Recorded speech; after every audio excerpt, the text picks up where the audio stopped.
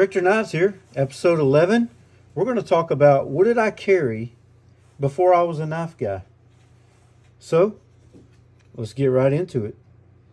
You're looking at the pocket knife that I carried from the time I was 18 years old until I was 32 or 33 years old. To give you a little context, I'm 44 now. Don't make fun, okay? This is what I carried every single day.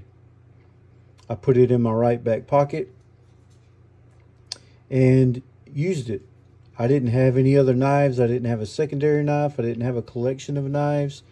I didn't watch knife videos. I didn't even really want another knife. I was in love with this one. And it's really the only knife that I wanted. I did like my dad's knife. He had, and it's another story, but he had the same exact knife, and we bought it on the same exact day, and we both didn't even know. But they had just come out with this knife when I bought it, and they had just put it on the shelf, and it's the first time I'd seen something like this that had tweezers and had a toothpick, and it's a little larger than what I was used to. So when I was 5 years old, I got my first pocket knife. It was a 94 OT. It's a trapper, a smaller one than this. To me, it was a perfect size. I carried it until I was 13 years old. Even carried it in kindergarten, all the way first, second, third grade. I carried it up until I was 13 years old.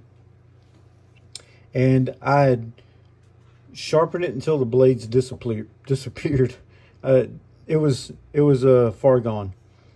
And I believe I had broken the tip on it, so I wanted a new one. I was 13 years old. I worked the summer with my uncle roofing, and I bought the same exact knife. And I carried it until I was 18, and I had lost it. And I was brokenhearted and went to Walmart. And like I said, this was the knife that they had. They didn't have the 94 OT that I wanted to go replace it with, so I decided to myself, hey, if they don't have that, maybe I'll get the Uncle Henry. To me, the Uncle Henry was like the same size, but to me it was fancier. Yeah, I know. It wasn't really fancier. It was plastic. And it wasn't real stag. Either way, all they had as an old-timer was this, and they had the Uncle Henry in the Stockman, I believe. That was three-bladed. I have never liked three-bladed Stockman, so I settled for this and just grew to love it.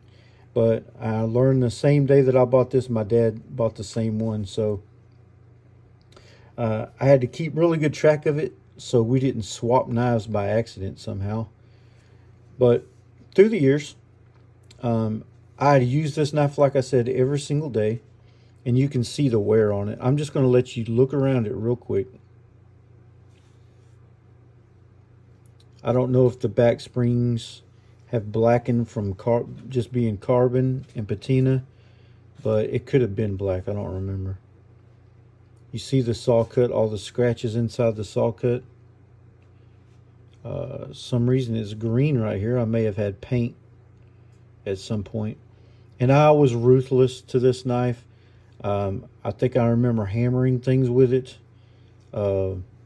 Whatever needed to be done, I wasn't scared to do to it. To me, it was a tool. It wasn't a collection piece. I tried to take care of it the best that I could. I sharpened it a lot, as you can tell now, right? So here's the clip blade, which was the main blade. I didn't use it as the main blade. I really didn't like the clip blade at all. I was a spade blade guy. And you see how much is gone. And I don't do a lot to this. It's sitting in my drawers for quite a while. So it looks the same as it always does. And I never oil it. I never really do anything to it. But it stays just like you see. Still a little sharp. Convexed like crazy. Because I could sharpen a knife, but I didn't know how to sharpen a knife, if that makes sense. It would get sharp, but I mean, look at what you see. Here's the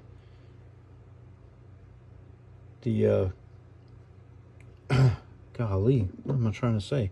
Secondary blade on this thing. Right? So I'm going to show you what the blades did look like. And here's a case trapper, same size.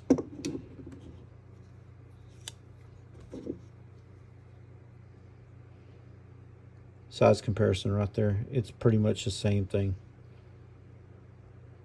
Same length.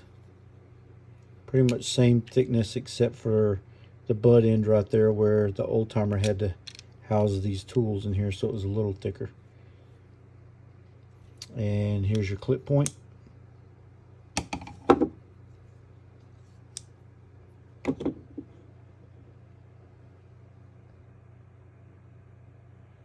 Yeah, that's quite a bit of steel taken off there. And you see where I sharpened today, I have actual bevel on there, where before it was just straight convex. Here's the spade blade, which you can't tell is a spade blade anymore. And here's what one looks like on the case trapper.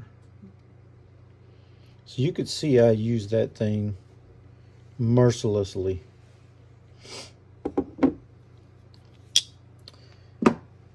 Alright. And you see how much I sharpened it. I'll show you what I used to sharpen it with. When I was a kid, I would sit and watch my dad sharpen knives, and I was just mesmerized, completely mesmerized. And I would just sit there and be quiet. I didn't ask a lot of questions because I didn't want him to get aggravated at me. But I would sit and watch and learn. And he would have an old carborundum, you know, silicone carbide stone. And he'd spit his snuff on it. And that's how he kind of lubricated it.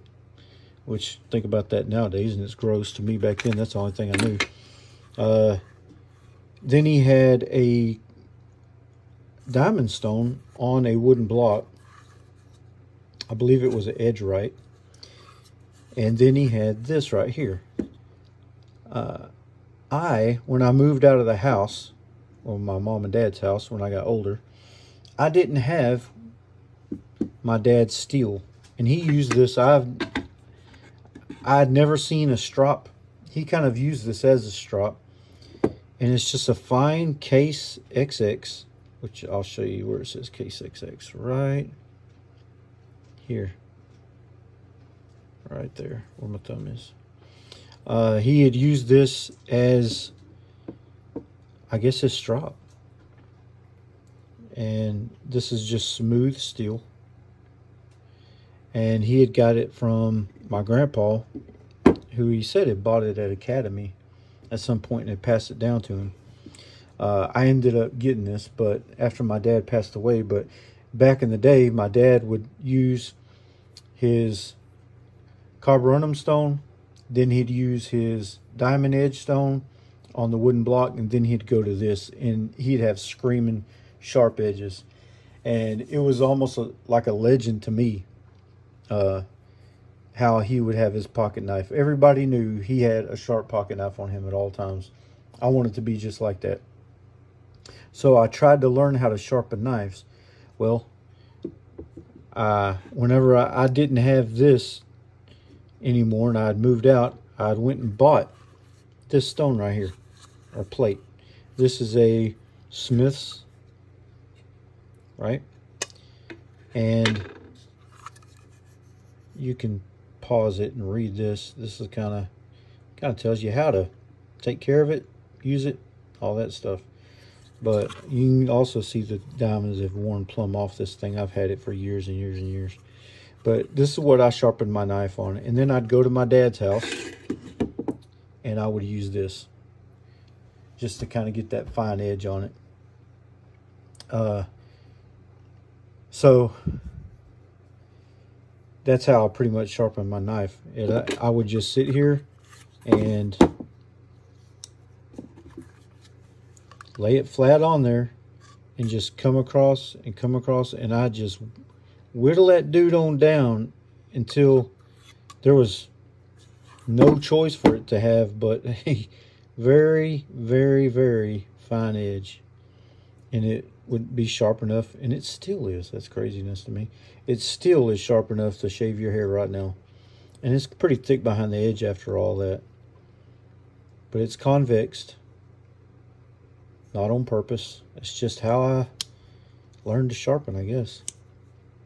As in comparison to my other knives I have now, I kind of figured out how to save some steel. And I could probably keep a pocket knife for the rest of my life now without it looking like this anymore. But, you know, you live and you learn. But I wanted to just show y'all this here pocket knife.